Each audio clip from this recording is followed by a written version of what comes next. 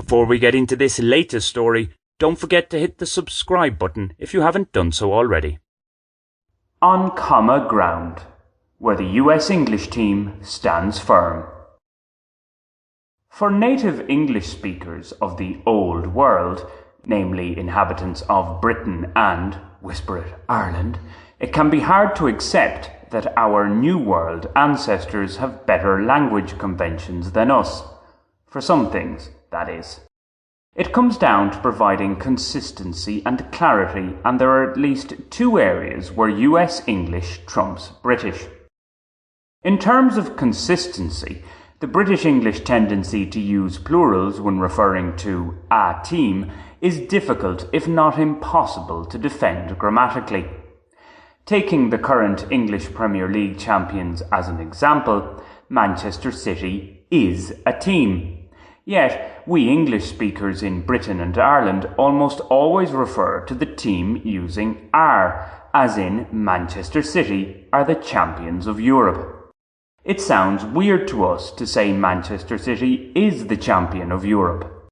I am aware that for those who favour the red half of Manchester, neither form is acceptable. What's more, as I write this blog, City's Champions League defence has come a cropper.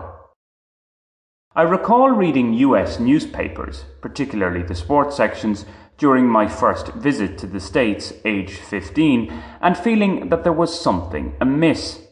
The use of the singular for a team didn't seem right for somebody brought up on plural constructions for such an entity.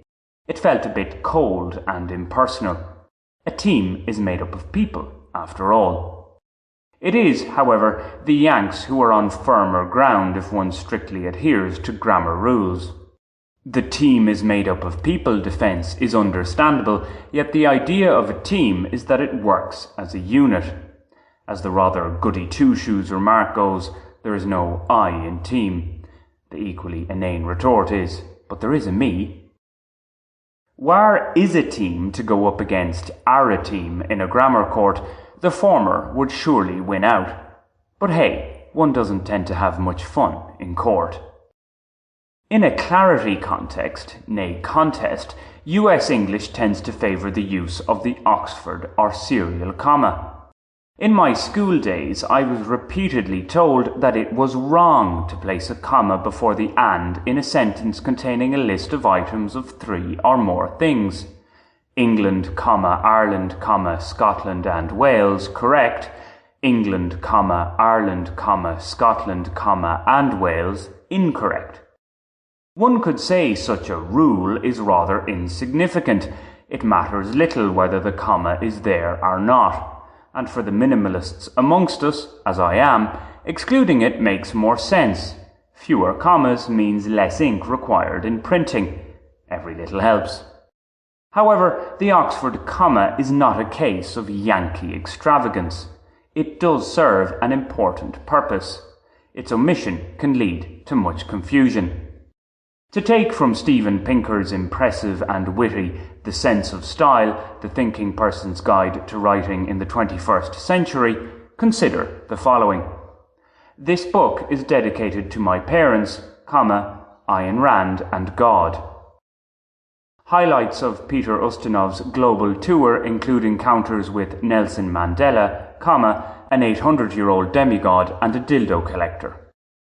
The lack of a comma before the and in those sentences can lead to confusion. Even in speech, with that absent comma, one may be inclined to leave out a helpful pause between the last two items. Thus, Nelson Mandela had a more colourful, far-reaching past than most of us had realised, and the author of the book referred to has some powerful parents, or at least one of them is omnipotent. So rather than being doctrinaire against the use of the Oxford comma, those of us brought up to obediently omit it should be open to its vital value. While we're on comma ground, one US convention, in academia in any case, that doesn't seem to have much logic behind it is the inclusion of a comma after IE. What clarity does it provide? I find some of American English's quotation mark punctuation guidelines rather illogical too. See the relevant link in the description text. It's the same for the Americans' use of full stops, or periods as they say, after each letter in an initialism. Why not USA no full stops rather than U period S period A period? It's superfluous punctuation, particularly when the actual words must be said together to make proper sense. Sticking with period punctuation, I prefer the style choice more common in British English, where there's no full stop placed after an abbreviation that starts with the abbreviated word's first letter and ends with its last. So it's Mr. and Mrs. for me, full stop free.